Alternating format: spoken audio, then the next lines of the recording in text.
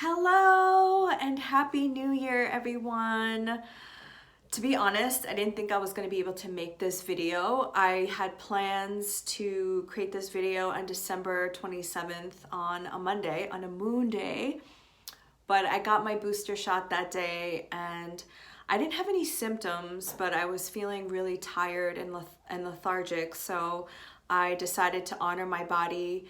And it was the same time I decided to take a little bit of a social media break and do a digital detox.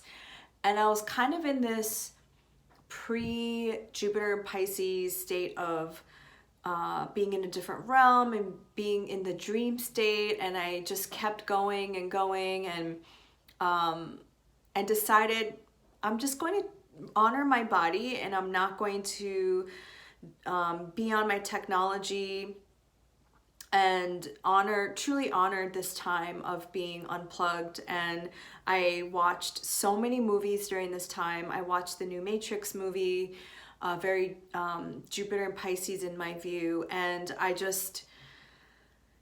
that's where I've been for the last week. But today, being the first day of January, I wanted to set my intentions and I wanted to recommit to the things that I love to do, which is talking about the moon cycles and sharing some of my experiences and also connecting with all of you. So first of all, I just want to say Happy New Year again and thank you so much for being here. This is going to be a little different this time because I usually create the rising sign videos, going through each rising sign and channeling messages, but in the interest of time, I'm just going to be giving a general collective read for this time because I wanted to do a short video versus not doing a video at all. If you have listened to my podcast episode, I am currently writing a book and that is taking a lot of time and a lot of my mental and spiritual energy. So I just want to conserve energy as much as I can. And also I'm just honoring this time, this little portal that I'm in right now of being kind of in between realms, like the dream realm and also really being in my own space and being in my own energy and really creating from that place. And it's actually really, really amazing place to be in because I don't really remember the last time I took this much time off since I started my entrepreneurial journey. And it is such a privilege to be able to do that. And also it really helps me feel rested and creative and be able to channel in this way. So I just wanted to talk a little bit about the new moon in Capricorn and then do a collective reading, but also it's just so good to be back and recording again. And I just read for my sister for like the past 2 hours and it just seems like a lot of us are ready to take that next step, that next leap. 2020 was a year about it was a lot of things, but for me personally, the Capricorn Cancer axis was what is home? What does home mean? What does it mean to nurture ourselves? What does it mean to be honest with our emotional body? And that happened to be my nodal return and also my Saturn squares. And 2020 was the 4-year in numerology, which was all about our foundations and all about stability. 2021 was the 5-year. It was a disruptive year. It was about change. And that was pretty apparent with the Saturn Uranus squares. And the last one we experienced, I think, on Christmas. And it's going to kind of be in the background, in the back burner throughout 2022 as well. But the 5-year being a disruptive year, it was like we have to move beyond our comfort zones and we have to look at the things that we need to change. And I have to say that 2021 at the surface level didn't seem like I did very much. My chart is ruled by Jupiter, so I used to look at my successes and look at my achievements in terms of very like outwardly things, right? Being able to travel and going to different countries and getting a promotion and these kind of things. But my achievements of 2021 were very much internal. They were internal shifts that I made, spiritually, and also at the level of my mind, healing a lot of perceptions. And I think that was a lot of the Gemini and Sagittarius axes of healing our perceptions, letting go of old beliefs, and really changing at the level of the mind, which is a very, very difficult thing to do, especially when you believe that you're right. And 2022 is the 6th year in numerology. It's all about harmony and balance. It's a Venusian energy. It's coming together and co-creating. And it's the year of the tiger in Chinese astrology. And the tiger is a very important animal in Korean culture. The Korean national animal is the tiger.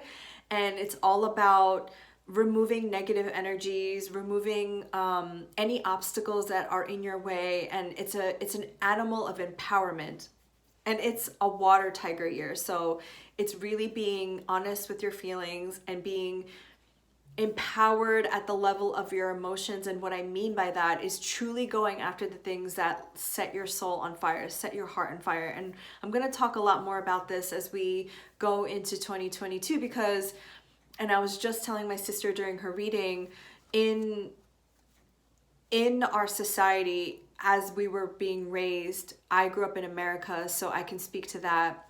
We were taught to pursue things based on safety and security, and based on this paradigm of capitalism.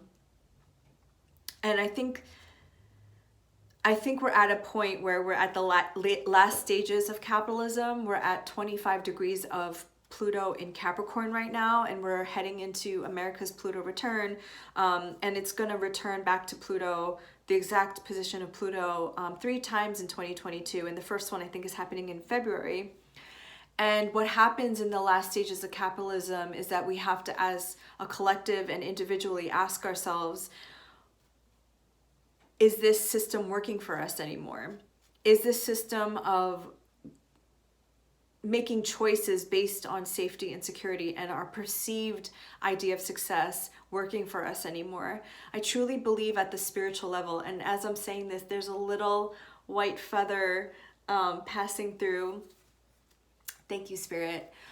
And what I'm reminded of my spiritual journey is that actually, as spiritual beings in human form, we're meant to follow our hearts and what our hearts are telling us to do, because our hearts are portals. I'm also a Reiki master teacher, so I teach my students actually to tune in with 2 hands.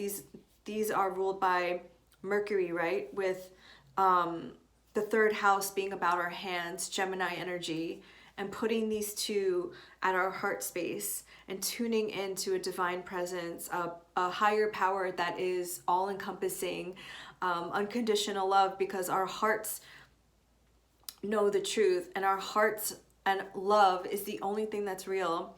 And as I shared, I watched the new Matrix movie, The Matrix Resurrections, and I think it's such an interesting title for the 4th Matrix movie, because Pisces energy, I think of in the springtime when it's Easter, and Easter is all about the resurrection of Jesus Christ.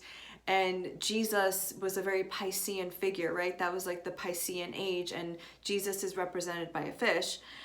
And resurrection to me talks about something coming back from the death, being resurrected.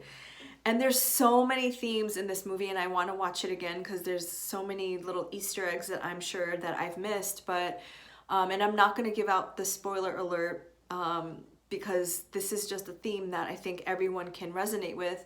Is there's points in this movie when Neo doesn't know what's real and what's the Matrix. Like, he doesn't know what is in his mind, and at some point he asks himself if he's crazy. And I think that was also a theme in the first 3 Matrixes, is this idea of like what is real and what is not real. And the whole movie to me is about true love, his love for Trinity, and that the only thing that's real is love. So we might get tricked into our mind and our perceptions and some of our beliefs, But what's real and what we can count on is how we feel and our heart spaces. So this is why I always think that embodiment work is so important, especially when we talk about more esoteric, mystical, spiritual things, because even in astrology, right, we look up at the stars and it's like as above, so below. Like the energetic positions and aspects really do impact us, but it's not until we embody that energy and we do something about it that it becomes real. And thoughts become things when we take action, when we embody them in our experience. So I think in any kind of spiritual practice, it's so important to do some kind of embodiment work. Like yoga, the asanas is just one of the limbs of yoga. But there's pranayam, there's all these different practices that we can do to tune into the body and tune into our heart space. And that to me is what 2022 is all about. The 3 2s is like a master number of duality, of union with our hearts and our souls. And I also think it's interesting that Jupiter in Pisces, Jupiter being its home sign in Pisces, is really about spirituality and expanding your inner realm, because Pisces is the nighttime yin expression of Jupiter, whereas Sagittarius is the daytime yang expression of Jupiter, which we've been experiencing the South Node. I have my Mercury in Pisces, so sometimes like I stumble upon my words because I'm channeling so quickly that I'm trying to get them out. And sometimes it's hard for me to articulate everything that I'm feeling and seeing in the cosmic dimension. But Pisces is this very spiritual sign. It's the last sign of the zodiac. And I think that a lot of people are going to be able to connect the spiritual and the physical realm. They're going to be able to walk through different dimensions, experience different dimensions, be connected to their dreams, have mystical experiences. And I think that is such a hopeful feeling. And it's funny because yesterday I was super emotional. I was crying all day and I didn't understand why. And sometimes you don't need to know why. But I think it was this sense of mourning from the last 2 years of all the hopes and all the dreams and all the people that had been lost. And finally giving myself this time and space to mourn for all of those things that couldn't be, but also being excited for the things that can be coming into this new year. And I don't know what it is about New Year's. Like, to me personally, January 1st is very arbitrary. It feels like, yes, it does feel energetically that it's shifted, but for me personally, the Aries ingress, when it becomes Aries season, is really the new year, because that's when, like, you know, the fire is activated and we start the new astrological season again. But there's something about every New Year's Eve when it hits midnight, I feel equal parts a sense of loss and a sense of grieving, but also hope for what's to come. And I remembered back to 2019 when I had so many hopes and so many dreams and plans for 2022, and then January came, and you know, with the death of Kobe Bryant, and then coronavirus coming, and then the pandemic, and then the last 2 years really thinking about and reflecting on everything that's changed. And I don't know about you, but I feel like a completely different person. I see this world in a different way. I feel like it really changed me, and hopefully for the better, right? But I just feel like a different person. And I think only when you are able to be in the present moment and you can reflect on all the things that have happened and all the things that have transpired, all the things that didn't happen, that, I don't know, I just feel super grateful that I'm healthy and that I'm alive and I get to do this. And I think I expressed that in the last video, that I get to talk about these things, because it wasn't that long ago where I was so shy and I felt so weird talking about spirituality and astrology, that I would literally break out in hives. So just seeing how far I've come and being grateful for the little moments, the little wins, is like why I want to share everything that I want to share with you. So 2022 is, like I mentioned, the 6th year. It's the year of the tiger in Chinese astrology. And I don't know, I have this feeling that a lot of people are going to go after their dreams. I have this feeling that most people are going to be like, fuck this, life is too short. And this is my hope, right? Because after being in a pandemic for 2 years and you're faced with death, it's like, what else do you need? Like, what other good reason do you need to like take action on your dreams?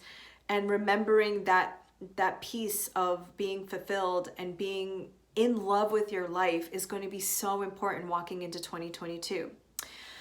So this is the new moon in Capricorn, and it's happening at 12 degrees of Capricorn. And I can actually look up the exact time. I believe it's happening at 1:30 p.m. Eastern time, which is technically tomorrow. 1:33 a.m. Eastern time. And the sun and the moon will be trine to Uranus and Taurus, which is a very, very harmonious aspect. And I think that's interesting because all of 2021, we've been having the Saturn-Uranus square, in Saturn being in Aquarius and Uranus being in Taurus. And it was really asking us to look at the ways in which we need to change something from the past moving forward. But being in a square, it's hard to compromise in a square. A square is a 90-degree angle, so it's almost like something else needs to be rebirthed, and that rebirth hasn't happened yet. It's kind of like things are crumbling away, things are not working, and in that not working, we recognize something needs to change. And January 18th, I believe, is when the nodes of the moon change. I have written down January 18th, the North Node moves into Taurus and the South Node moves into Scorpio, and that's the day after the full moon in Cancer. So this new moon in Capricorn is interesting because now we have so much energy in your Capricorn area of your life. We have Venus there in retrograde still, we have Pluto there, and we have the sun and the moon. And I think this Capricorn new moon is this beginning, even though it's like what I just said, like I feel like the Aries ingress, the spring and fall equinox, depending on what hemisphere you live in, is really the astrological new year. But I feel like after all that we've been throughout 2020 to 2021, this new moon in Capricorn is like, okay, what is your plan for the long term? What steps do you want to take? And it's not something that obviously is going to happen overnight, even though it possibly could for some people. But this is like, what are you willing to do to change? Because Capricorn is a cardinal earth sign. And it's trine to Uranus. So I think Spirit is giving you some kind of insight into like what that could be, what could help you out. Look at where you have Capricorn and where you have Uranus transiting in Taurus. And I promise you that in the full moon, I will go through each of the rising signs. But you know, every time I do that video, they get longer and longer because I just want to share so much. So I'm trying to keep this as short as I can so I could go back to writing and also restoring my energy, which is actually a big lesson for me because I have my South Node in Capricorn and I need to heal my need to work hard to prove to myself that I'm worthy of something. And this is my own journey. Moving through this Capricorn energy is rewiring and reprogramming my relationship to Capricorn because growing up with immigrant parents and also living in New York, living in America, I have this very, like, I don't want to use the word toxic, but I have a very unhealthy, maybe toxic, unhealthy relationship with Capricorn because in the past, I used to think of Capricorn as like achievement and working really hard and getting shit done. But now I'm seeing Capricorn more as the yin energy that it is, because Capricorn is actually yin, which is interesting because in most of our perceptions of like the stereotypes of Capricorn is like they're hardworking, right? But this is the time of season that's actually meant for us to be more in the yin, in more of the feminine, more of the receptive.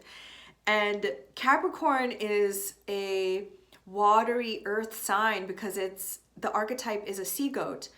And I meant to look this up before I started talking about it because I wanted to remember the myth of the sea goat and the name of the sea goat. But basically, the sea goat was the son of Kronos, which is Saturn. And the sea goat's children kept wanting to escape the sea to be regular goats on land. So they kept escaping the sea to go on land, and the sea goat father didn't want that. So he kept resetting the time to reset the time. And every time he did that, the children would still escape and try to become regular sea goats. And it reminded me of that The Good Place episode. I don't know if you watched that show with Kristen Bell. It's such a good show. When Michael, the demon, kept resetting the good place, but each time he would like make Eleanor and Chidi different soulmates, and he would try to change the environment, but every time he reset it, Eleanor would remember that Chidi was her soulmate. And it was like no matter what Michael did, they remembered. And it's the same thing with the sea goat children. Like every time the sea goat father like reset the time, which is interesting because time is a very Capricornian and Saturnian thing, the children would still escape. So the sea goat asked Kronos, his father, to, it's so dramatic, it's such Greek mythology, right, to kill him because he couldn't handle it anymore. But I think the moral of the story is no matter how many times you try to ignore it or how many times you try to like repeat patterns, or maybe, you know, if you believe in past lives, no matter how many times your soul incarnates into this plane, your soul always remembers. Your soul always remembers the true thing, which is love, which is what I was saying about the Matrix example, is that you can't deny it. It's a force beyond your control. This unbelievable, powerful force in your heart space that's all around us, that's within us, that tells flowers when to bloom, butterflies when to spread its wings. It's the intelligence that binds us all, and yet we are forced to look at life with the lens of this Capricornian energy of just like work hard, play hard, right? Which is why I think the way you balance Capricorn energy is with Cancer, which is the opposite sign. And the moon being in Capricorn, it's in its exile. The moon doesn't like being in Capricorn because the moon is in its home sign of in Cancer.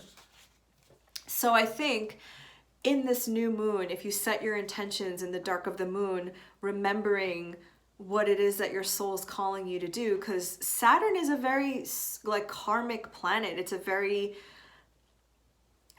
a planet that tries to remind us of like our karmic soul's paths. And if you've ever been through a Saturn return or your first or second one, or pretty heavy Saturn placements or transits. So right now Saturn has been transiting above my moon. Saturn's role is to contract you in a way where you don't have any distractions, and it reminds you of like your soul's calling, of like, it's different than Jupiter, because Jupiter's like everybody gets everything and love and abundance, and it expands everything, whether good or bad. But Saturn has a different love language. It contracts to remind you of like when nothing is around you, or when something's taken from you, or when something feels really hard or cold or contracted, that the thing that really matters is your heart space of your soul's calling. So on this new moon, if you can plant intentions with that in mind, of like getting into stillness, because this is such a yin season, whether you're in the northern or southern hemisphere, so whether you're experiencing winter or summer, the energy is the same, of like this need for stillness. And what I love about winter specifically here in the Northeast is that it's so quiet. There's no animals. Everyone is sleeping. Everyone is hibernating. Everyone's like resting and conserving their energy. And it's just like the air feels really clear because it's cold. So you can like think and you can hear. And it's just a beautiful time to sit in stillness and ask your spirit, like, what is it that you're calling me to do? Where am I being guided? What do I need to remember from my past lives, if you believe in that kind of thing? And then Uranus, being in a harmonious aspect to this new moon, will deliver that message to you. So I've drank a lot of cacao, and if you're interested in cacao, I have 15% off with my code through my friends at Cacao Lab. Cacao is a beautiful plant medicine that lets your heart open up and expand your heart space. And there's theobromine and there's magnesium. It just really has beautiful health benefits, but also it helps me channel because, again, it takes me out of my mind and into my heart space. So I'll link it down below, and I'll also put the code in there so you could get 15% off. It's an affiliate link, so I do get a commission off of it, but I just want to ask Spirit for a collective message, and then, and then we can enjoy this Jupiter in Pisces. It's at 0-0 right now. It's squaring the nodes. The nodes are moving out on January 18th. And then, so let's see what Spirit has to say for the collective. And I'm shuffling on camera, which I don't usually like to do because it takes a while sometimes for the messages to come out. So just a personal example of Venus and Pluto on my South Node. So as I mentioned, I have the South Node in Capricorn, which is releasing in my second house. And when Venus and Pluto were there, I bought like 6 new decks. And my mom was like, "Are you crazy?" And I'm like, well, I don't know. There was something about the Venus and Pluto being like, you need to buy these, even though it'll cost you a lot of money. So that's a prime example, you know, Venus and Pluto in my second house. Okay, so let's see. What do you want the collective to know? So the main energy of this new moon in Capricorn is miracles. This deck is the Sacred Destiny Oracle by Denise Linn. My first deck that I ever bought was her Sacred Travelers Oracle deck, and I bought that the weekend that I got my Reiki one. So I find her decks to be super magical, and I love that the theme of the new moon is miracles, and that's exactly what I was saying. Tapping into that energy. So Capricorn is, I was just talking to my sister about this during her reading, because she's a Capricorn rising.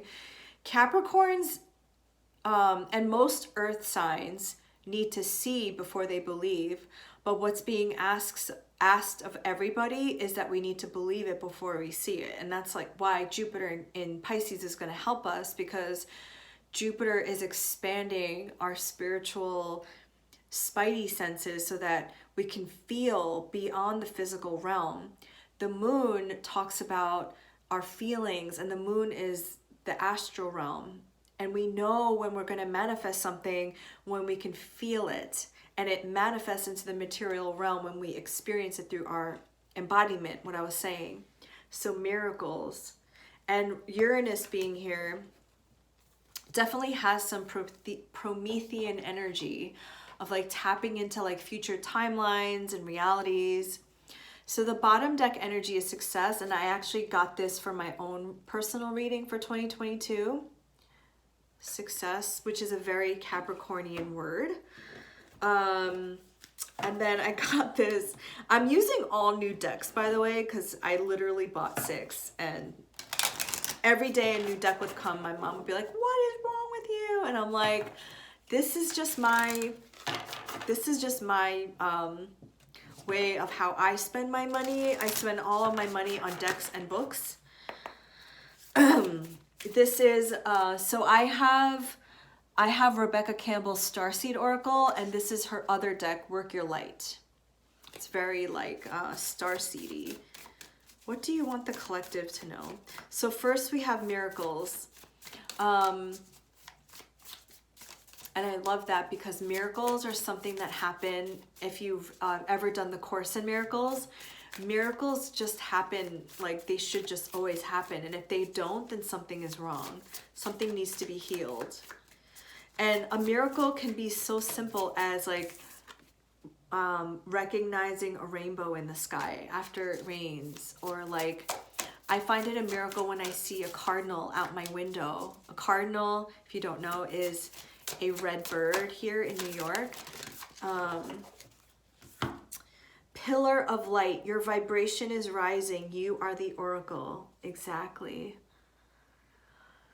This is like such a cosmic deck. I love this deck so much. It really brings me places. So we have miracle and pillar of light. And then I'm going to pull from, this is my new tarot deck, the Muse Tarot, which, okay, I don't usually read guidebooks, but this is the Muse Tarot by Chris Ann. This is like so channeled, Chris Ann, oh my God.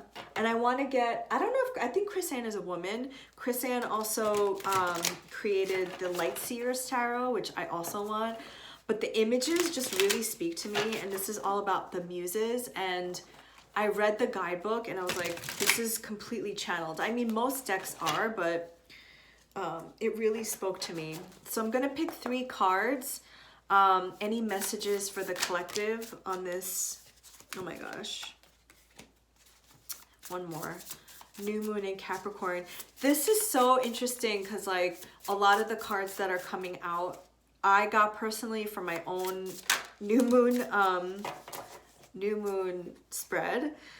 So it's, yes, this very Capricorn. This is all materials, and this deck is Pentacles. So the first one that came out is the Ace of Materials, which is the Ace of Pentacles.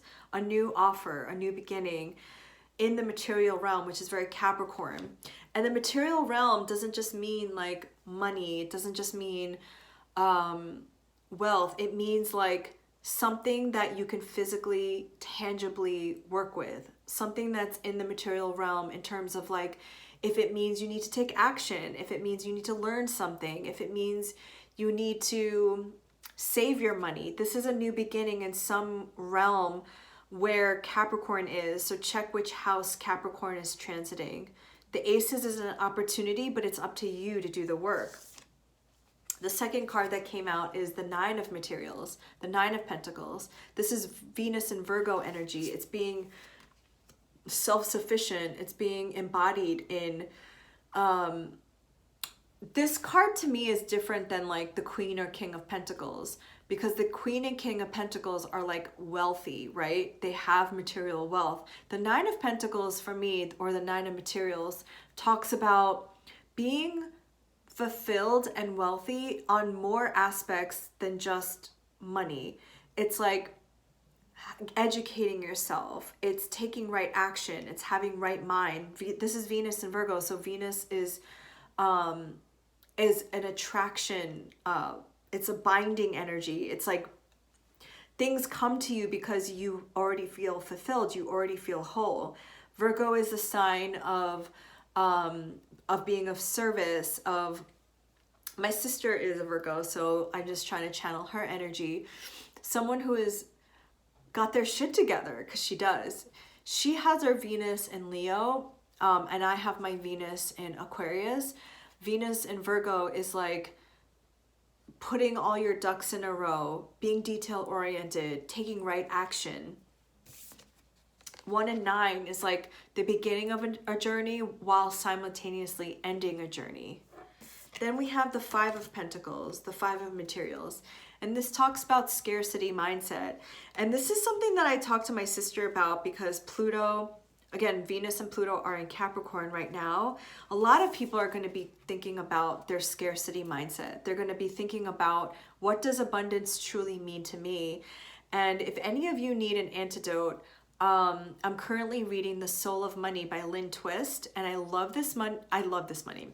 I love this book for the North Node going into Taurus and the South Node going into Scorpio, because it talks a lot about like are the fallacy of capitalism, thinking that more is better and quicker is better. And actually it's all about sufficiency, and sufficiency doesn't sound sexy. It doesn't sound like abundance, right? But like when you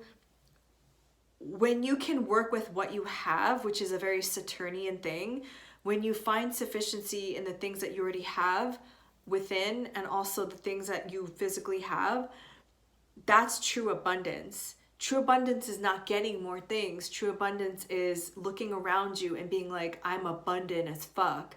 And I think that is also going to help heal our planet, because the reason why we are where we are is because we keep consuming things and we keep having an excess of things, which is why I'm and I hate to say this or hesitant to say this, but I'm excited slash at the same time, like, how is this all going to play out with the South Node being in Scorpio? Because a lot of that power dynamics and control and the need for more is being asked to be released. So I think a lot of us are going to be reckoning and reconciling with our need for more and understanding that scarcity is a myth. And another anecdote that I told my sister with working with this mentality of scarcity and healing it is nature. Because nature, which is very earth, right? Capricorn's an earth sign, is abundant. Earth is creative. Earth is always replenishing itself. And I live in the Northeast, which is wintertime right now, which everything looks dead. And right now the weather looks like everything is dead. But really it's not. It's just resting. And humans, we need time to rest ourselves. We need time to replenish our systems so that we have the creative capacity to create and manifest like what we want to manifest. And I think that is our opportunity here, is to truly ask ourselves, like, what is it that we want? What is it that we want to create in this material realm? And like checking our scarcity mindset and healing that. So the last card I'm going to pull is another new deck. It's the Self-Care Oracle. And I wanted to get this because I'm also working on my own self-care, as you know. So what can the collective of this channel, people who are watching this, what can their self-care be? And maybe I'll pull three. It's the Self-Care or the Sacred Self-Care Oracle by Jill Pyle. And you'll see more of these decks as I keep sharing on 2022. And I just want to know, like, please comment down below. What are you manifesting this year? What are your resolutions, if you have any? What are you hoping to heal? What are you hoping to expand on? What do you happen to learn? And I really want to help to support that dream. What is the collective self-care for the people watching this, for the new moon in Capricorn? And Capricorn rules our skeletal system, our knees. It rules our structures and our bones. So it's really about looking at our structures and the ways in which we structure our lives and the boundaries. So first we have number 24, flow like water. Okay, this reminds me of Jupiter and Pisces. If any of you have access to a beach or ocean, I'm jealous. Maybe you're being asked to take a bath, go into water, really harness that Jupiter and Pisces energy. Then we have 46 with soak in a bath, like what I was saying. I've been doing this like every day. And then lastly, we have 47 with sound healing, which is very Jupiter and Pisces. And we're having a Jupiter and Neptune in Pisces conjunction on April 12th. And I think that is going to be so, like, at the high end, like the higher timeline. It'll be a lot of people being creative, tuning into art, tuning into music. And the lower end, the lower timeline would be people being, you know, going deeper into their addictions, into bypassing. But let's all hold in the higher timeline of healing, of using music to heal. This is very Jupiter in Pisces, by the way. So self-care, we have flow like water, soak in a bath, and sound healing. So I hope you do that on the new moon. And then the bottom of the deck is number 33, make a vision board, which is also very new year, very Jupiterian in Pisces. And honestly, like again, this is the first video of 2022, and I'm just holding and praying for the higher timeline for all of us collectively. But so please let me know, like, what are you manifesting? What are you calling in this year? And anything else that you want to share. So have a beautiful new moon in Capricorn, and I will see you at the full moon in Cancer.